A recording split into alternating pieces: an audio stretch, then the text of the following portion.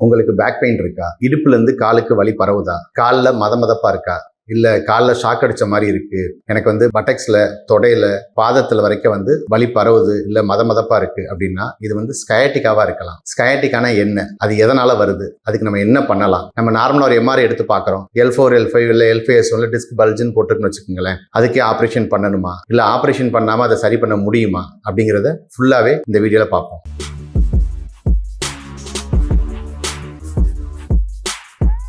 Hi, நான் doctor Jayachandran, Sun hospital, Madurai. First நம்ம ஸ்கயாட்டிக்கானா என்னன்னு பார்ப்போம். ஸ்கயாட்டிக்கா அப்படிங்கிறது நம்ம உடம்புல இருக்கிற ஒரு பெரிய நரம்பு, நர்வ். இந்த நர்வ் பாதிக்கப்படும் பொழுது, அதாவது லேசா இரிட்டேஷன் ஆகும் பொழுதோ இல்ல ஒரு சின்ன அழுத்தம் ஏற்படும் பொழுதோ நமக்கு இடுப்புல இருந்து காலுக்கு வலி பரவும். அது காலில் மதமதப்பு கொடுக்கலாம், வலி பரவலாம். இந்த மாதிரி இருக்கிறத நம்ம ஸ்கயாட்டிக்கான்னு சொல்றோம். இது L4 L5 L5S1 லெவல்ல டிஸ்க் பல்ஜ், ப்ரொட்ரூஷன், எக்ஸ்ட்ரூஷன் இந்த மாதிரியான கண்டிஷன்ஸ்ல தான் நமக்கு ஸ்கயாட்டிக்கா ப்ராப்ளம் வருது. சில கண்டிஷன்ஸ்ல சில பேஷண்ட் சொல்லுவாங்க, சார் எனக்கு சுத்தமா பேக்ல பெயினே இல்லை, காலில் மட்டும்தான் வலி இருக்கு, இன்ஜெக்ஷன் போற இடத்துல, அதாவது இடுப்புல பட்டக்ஸ்ல மட்டும் பெயின் இருக்கு, கால் பாதத்துல மதமதப்பு இருக்கு, இந்த மாதிரியான கம்ப்ளைண்ட் சொல்லுவாங்க. இதுவுமே ஸ்கயாட்டிக்காவா இருக்கலாம். சோ இந்த ஸ்கயாட்டிக் நர்வ் கம்ப்ரஷன் ஆகிறது தான் ஸ்கயாட்டிக்கா. அடுத்து நமக்கு ஸ்கயாட்டிக்கா இருக்கு அப்படின்னா என்னென்ன சிம்டம்லாம் இருக்கலாம்? கால்ல மதமதப்பு வரலாம், கால்ல இரிட்டேஷன் இருக்கலாம், லேசா ஷாக் அடிக்கிற மாதிரி இல்ல ஒரு மாதிரி கரண்ட் பாஸ் ஆகிற மாதிரி ஒரு ஃபீலிங் வரலாம், கால்ல வீக்னஸ் வரலாம், ஃபுட் நம்னஸ்ல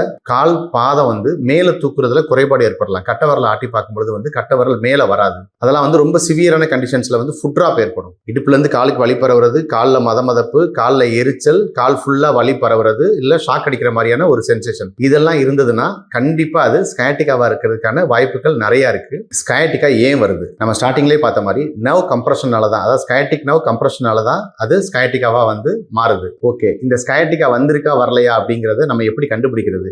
வீட்லயே எப்படி டெஸ்ட் பண்ணி பார்த்துக்கிறது? அதுக்கு சில டெஸ்ட் இருக்கு. Example SLR test. நம்ம ஸ்ட்ரைட்டா படுத்துக்கிட்டு ஒரு காலை மட்டும் மேல தூக்கும் பொழுது நமக்கு பின்னாடி, அதாவது இடுப்புல பேக் சைடுல கரெக்டா அந்த ஸ்பைன் கிட்ட இல்லனா க்ளூட்ல அந்த பட்டக்ஸ் கிட்ட நமக்கு ஒரு ஷார்ப் பெயின் வரும். அப்படி வந்தது அப்படின்னா அது SLR டெஸ்ட், அதாவது ஸ்ட்ரெயிட் லெக் ரைசிங் டெஸ்ட் பாசிட்டிவ்னு அர்த்தம். இது ஒரு டெஸ்ட். இது ரெண்டு காலுக்கும் செஞ்சு பார்க்கலாம். வலது காலையும் தூக்கி பார்க்கலாம், இடது காலையும் நம்ம தூக்கி பார்க்கலாம். ஓகே, இப்போ அடுத்த டெஸ்ட் என்ன அப்படின்னு பார்த்தோம்னா ஸ்லம்ப் டெஸ்ட் அப்படின்னு இருக்கு. ஸ்லம்ப் டெஸ்ட்ல நம்ம உட்காந்துக்கிட்டு லேசா தலையை கீழே குனிஞ்சுக்கிட்டு உடம்ப மெதுவா ஃபார்வர்ட் பெண்டிங் பண்ணிட்டு ஒரு காலை மட்டும் ஸ்ட்ரெயிட்டா நீட்டிட்டு பாதத்தை நம்ம மேல தூக்கணும் அப்படின்னா நமக்கு அப்பயும் இந்த பின்னாடி ஸ்பைன்லயோ இல்ல நம்ம க்ளூட் ஏரியா, அதாவது பட்டெக்ஸ்லயோ நமக்கு பெயின் வந்தது அப்படின்னா, ஒரு ஷார்ப் பெயின் வந்ததுன்னா அப்ப ஸ்லம்ப் டெஸ்ட் பாசிட்டிவ்னு அர்த்தம். இதுவுமே நமக்கு ஸ்கயாட்டிக்கா இருக்கு அப்படிங்கிறதுக்கான ஒரு அர்த்தம். ஓகே, இந்த ரெண்டு டெஸ்டையுமே நம்ம ஈஸியா வீட்லயே செஞ்சு பார்த்துடலாம். இதுல நரம்பு இப்போ கம்ப்ரஷன்ல இருக்கு அப்படின்னு அர்த்தம். ஓகே, இதுக்கு அடுத்த டெஸ்ட் அப்படின்னு பார்த்தோம் அப்படின்னா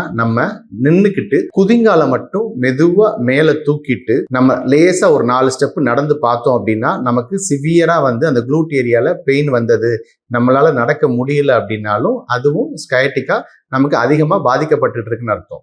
இந்த மாதிரி சின்ன சின்ன டெஸ்ட்களை நம்ம வீட்லயே செஞ்சு பார்க்கலாம். இங்க நாங்க வர்ற ஒவ்வொரு பேஷண்ட்டையுமே அவங்களோட எம்ஆர்ஐ ரிப்போர்ட் என்னவா இருந்தாலும் நாங்க டெஸ்ட் பண்ணி பார்த்துட்டு நர்வ் கம்ப்ரஷன் இருந்தாதான் அடுத்து அதுக்கேற்ற மாதிரி நாங்கள் ட்ரீட்மெண்ட் கொடுத்து அந்த பேஷண்ட்டை சரி பண்ணுவோம். ஓகே, இந்த டிஸ்க் பல்ஜ்னா என்ன? ஆக்சுவலா நம்ம கழுத்துக்கு கீழே இருந்து இடுப்பு வரைக்கும் மொத்தம் 33 எலும்பு இருக்கும். இந்த 33 எலும்புக்கு நடுவுலையும் ஒவ்வொரு எலும்புக்கு நடுவுலையும் நமக்கு டிஸ்க் இருக்கும். இந்த டிஸ்க் எதுக்காக இருக்குன்னா, இந்த டிஸ்க் நம்ம குனிஞ்சு நிமிரும் பொழுது ஒரு எலும்போ இன்னொரு எலும்போ உரசாம இருக்கிறதுக்காக இந்த டிஸ்க் இருக்கு. இது ஒரு காரணம். இன்னொரு காரணம், நம்மளோட அந்த நடு முதுகுல முதுகு தண்டுவடம் வருது. இந்த முதுகு தண்டுவடம் தான் மெயினா மொத்த நரம்பு கண்ட்ரோலையும் பிரெயின் இருந்து உடம்பு ஃபுல்லாவே கொண்டு போகுது. அதாவது ஒவ்வொரு நரம்பும் பிரிகிற இடம் இந்த ஒவ்வொரு டிஸ்கோட அந்த நர்வ் ரூட்ல தான் இருக்கும். இந்த டிஸ்க் பல்ஜ் ஆகி, அதாவது லேசா பிதுங்கி வெளியில அந்த கைக்கு போற நரம்பையோ காலுக்கு போற நரம்பையோ நமக்கு அழுத்த ஆரம்பிக்கும். மெயினா இது செர்விக்கல் லெவல்ல கழுத்துல லைட்டா டிஸ்க் பிதுங்கி வெளியில கைக்கு போற நரம்பு அழுத்துறது நம்ம செர்விக்கல் ரெடிகுலோபதி அப்படின்னு சொல்லுவோம். லம்பார் லெவல்ல, அதாவது கீழ் இடுப்புல இந்த மாதிரி வரும்பொழுது அதை நம்ம லம்பார் ரெடிகுலோபதி அப்படின்னு சொல்லுவோம். இந்த டிஸ்க் ப்ராப்ளம்ஸ்ல நிறைய விஷயங்கள் இருக்கு. என்னன்னா, முதல்ல டிஸ்க் டீஜெனரேஷன், தேய்மானம் இருக்கு. அடுத்தது disc bulge, disc protrusion, disc extrusion, disc sequestration. இதை பத்தி நம்ம பார்த்தோம்னா டிஸ்க் பல்ஜ்ங்கிறது ஒரு மைல்டான பிரச்சனை தான். இப்ப நிறைய பேர் என்ன நினைக்கிறாங்கன்னா, எனக்கு டிஸ்க் பல்ஜ் இருந்தாலும் உடனே ஆபரேஷன் பண்ணணுமா அப்படின்னு நினைக்கிறாங்க. அப்படி கிடையவே கிடையாது. நம்ம ஹாஸ்பிட்டல்ல டிஸ்க் பல்ஜா இருக்கட்டும், டிஸ்க் ப்ரொட்ரூஷன், எக்ஸ்ட்ரூஷன், சீக்வஸ்டேஷன் எல்லா கண்டிஷன்லயுமே நம்ம ஆபரேஷன் இல்லாம தான் எல்லா பேஷண்ட்ஸுமே சரி பண்ணி கொடுத்துக்கிட்டு இருக்கோம். அதுக்கு நாங்க நிறைய பேஷண்ட்ஸோட ரிவ்யூஸ் வீடியோஸ் வித் ரிப்போர்ட்டோடயே போட்டிருக்கோம். இந்த மாதிரி லேசா அந்த டிஸ்க் ப்ரொட்ரூஷன் ஆகி இல்ல பல்ஜ் ஆகி இடுப்புல இருந்து காலுக்கு போற நரம்பை டச் பண்ணும் பொழுது ஒரு லேசா வந்து இரிட்டேஷன் பண்ணும்போது கம்ப்ரஸ் பண்ணும் பொழுது இடுப்புல இருந்து காலுக்கு வலி பரவும், மதமதப்பு வரும், எரிச்சல் வரலாம், கரண்ட் ஷாக் ஆகிற மாதிரி இருக்கலாம். அதுக்கு பேர் தான் ஸ்கயாட்டிகா. இதை ப்ராப்பரா நாங்க செக் பண்ணி கண்டுபிடிச்சிட்டு அதுக்கேற்ற மாதிரி கம்ப்ளீட்டா அவங்களுக்கு ட்ரீட்மெண்ட் கொடுத்து சரி பண்ணி கொடுத்துக்கிட்டு இருக்கோம். நிறைய பேர் கேட்கிற கேள்வி என்னன்னா, எனக்கு எம்ஆர்ஐ பார்த்துட்டேன் சார், இங்க வரும்போது எம்ஆர்ஐ பார்த்துட்டு கூட நிறைய பேஷண்ட் வருவாங்க. வந்துட்டு சார் எனக்கு வந்து ஸ்பைனல் கெனாலோட டயமீட்டர் வந்து வெறும் 3 mm தான் சார் இருக்கு, 5 mm தான் சார் இருக்கு, 8 mm தான் சார் இருக்கு அப்படின்னு சொல்லுவாங்க. இந்த எம்எம் அளவை பத்தி நீங்க கவலைப்படாதீங்க. உங்களுக்கு டிஸ்க் ப்ரொட்ரூஷனா இருக்கட்டும், எக்ஸ்ட்ரூஷனா இருக்கட்டும், நாங்க ப்ராப்பரா செக் பண்ணி அதை உங்களை கம்ப்ளீட்டா சரி பண்ணி கொடுக்குறோம். நீங்க வந்து உங்களுக்கு என்ன வலிக்குதுன்றதை பத்தி மட்டும் யோசிங்க, அதை எப்படி சரி பண்றதை மட்டும் யோசிங்க. இங்க வாங்க, அந்த பிரச்சனையை நாங்க கம்ப்ளீட்டாவே உங்களுக்கு சரி பண்ணி கொடுப்போம். அதை எப்படி சரி பண்ணி கொடுக்குறோம் அப்படிங்கிறதுக்கு இங்க நிறைய வந்து ட்ரீட்மெண்ட் மெத்தட்ஸ் இருக்கு, அதை பத்தி பார்ப்போம். ஸ்கயாட்டிகா பெயின் அப்படின்னு இப்போ ஒரு பேஷண்ட் வர்றாங்க. ஏன்னா இப்பெல்லாம் பேஷண்ட் வரும்போதே வந்து எனக்கு ஸ்கயாட்டிகா சார்னு சொல்லிட்டு தான் வர்றாங்க. வரும்போது சில பேஷண்ட் எக்ஸ்ரேயோட வர்றாங்க, எம்ஆர்ஐயோட வர்றாங்க. அவங்களுக்கு நாங்க அவங்க எம்ஆர்ஐ ரிப்போர்ட் இருந்தாலும் அவங்கள ப்ராப்பரா அசஸ் பண்ணி பார்ப்போம். அந்த அசஸ்மெண்ட் எல்லாமே நான் சொல்லியிருக்கேன்ல, அது மாதிரி அசஸ் பண்ணி பார்த்துட்டு அவங்களுக்கு நர்வ் ரூட் கம்ப்ரஷன் இருக்கான்னு செக் பண்ணிட்டு அந்த நர்வ் ரூட்டை ரிலீஸ் பண்றதுக்கு இங்க என்னென்ன ட்ரீட்மெண்ட் மெத்தட்ஸ் அப்படின்னு பார்த்தோம்னா, ஃபர்ஸ்ட் வந்து எலக்ட்ரோதெரப்பி. எலக்ட்ரோதெரப்பில இங்க நம்ம ஹாஸ்பிட்டல்ல அட்வான்ஸ்டு எலக்ட்ரோதெரப்பி எக்யூப்மெண்ட்ஸ் எல்லாமே இருக்கு. அடுத்தது மேனுவல் தெரப்பி. மேனுவல் தெரப்பில மயோஃபேசியல் ரிலீஸ் மூலமா அந்த நர்வ் ரூட்ல இருக்கிற அந்த மசில்ஸ் எல்லாத்தையும் ரிலீஸ் பண்ணிட்டு ப்ராப்பரா அந்த நர்வ் ரூட்டை கம்ப்ளீட்டாவே வந்து நாங்க ரெடியூஸ் பண்ணி கொடுத்துறோம். தேர்ட் வந்து ரீஹாபிலிட்டேஷன் எக்ஸசைசஸ். ஒரு நல்ல ஸ்ட்ரெச்சிங் எக்ஸசைஸும் ஸ்ட்ரென்தனிங் எக்ஸசைஸும் திரும்ப இந்த ப்ராப்ளம் நமக்கு வராம ஃபுல்லாவே பாதுகாத்துக்கிறோம். ஏன்னா மசில் வீக்னஸ் இருந்தாலும் இந்த ப்ராப்ளம் நமக்கு குறைஞ்சாலும் திருப்பி வந்துட்டே தான் இருக்கும். ஓகே, இது எல்லாத்துக்கும் மேல அதுக்கு அடுத்து நம்ம ஹாஸ்பிட்டல்ல ரோபோஸ்பைன் அப்படிங்கிற ஸ்பைனல் டீகம்ப்ரஷன் தெரப்பி இருக்கு. இந்த டீகம்ப்ரஷன் தெரப்பி மூலமா நம்ம அந்த டிஸ்க் ப்ரொட்ரூஷன் எக்ஸ்ட்ரூஷன்லாம் சொல்றேன்ல, அதை கம்ப்ளீட்டாவே நம்மளால சரி பண்ணி கொடுக்க முடியும். மேஜிக் மாதிரி மாற்றி கொடுக்க முடியும். உங்களுக்கு எவ்வளவுதான் பெயின் இருக்கு, எனக்கு வந்து வெறும் 2 mm தான் இருக்கு ஸ்பைனல் கெனால் டயமீட்டர் அப்படின்னு சொன்னாலும் பரவாயில்ல, எனக்கு வந்து L4 L5 லெவல்ல டிஸ்க் எக்ஸ்ட்ரூஷன் இருக்குன்னு சொன்னாலும் பரவாயில்ல, உங்களை ஆபரேஷன் இல்லாம உங்க பெயினை கம்ப்ளீட்டா சரி பண்ணி கொடுக்கறதுக்கு நம்ம ஹாஸ்பிட்டல்ல அவ்வளவு டெக்னிக்ஸ் இருக்கு. ஓகே, சில பேர் நினைப்பாங்க எனக்கு பெயின் வந்துருச்சு, நான் பேசாம படுத்துக்கிறேன், பெட் ரெஸ்ட் எடுத்துக்கிறேன். நிறைய இடங்கள்ல என்ன சொல்லி விட்டுறாங்கன்னா, நீங்க கம்ப்ளீட் பெட் ரெஸ்ட் எடுங்க, 1 மாசம் பெட் ரெஸ்ட் எடுங்க, 2 மாசம் பெட் ரெஸ்ட் எடுங்கன்னு சொல்லி விட்டுறாங்க. அப்படி கிடையாது. 1 மாசம் 2 மாசம் பெட் ரெஸ்ட் எடுத்தா மட்டும் நம்ம சரியாயிரும்ன்றது கிடையாது. அது ஒவ்வொரு கண்டிஷனுக்கும் மாறுபடும். நம்ம ஹாஸ்பிட்டல்ல பொறுத்த வரைக்கும் எல்லா பேஷண்ட்டுக்கும் நாங்க பெட் ரெஸ்ட் சொல்றது கிடையாது. அவங்களுக்கு ஒரு 10 days நாங்க ட்ரீட்மெண்ட் பிளான் வச்சிருக்கோம் அப்படின்னா, ஃபர்ஸ்ட் ஒரு 3 to 7 daysக்குள்ள பேஷண்ட்டுக்கு பெயினை குறைச்சிருவோம். குறைச்சிட்டு அதுக்கடுத்து இங்கேயே வந்து எக்ஸசைஸ் ஆரம்பிச்சிருவோம். அதுக்கடுத்து அவரை ஒரு நாளைக்கு 1 கிலோமீட்டர் 2 கிலோமீட்டர் வாக் பண்ண வச்சுட்டு தான் நாங்க வீட்டுக்கே அனுப்புவோம். ஏன்னா இங்க சரி பண்ணிடுறோம் அப்படின்னு சொல்லிட்டு நம்பி நாங்க வீட்டுக்கு அனுப்பிட்டு அவர் வீட்டுல போயிட்டு ஒரு பெயின் வந்ததுன்னா, அதனால எல்லா பேஷண்ட்டையுமே நாங்க கம்ப்ளீட்டா சரி பண்ணி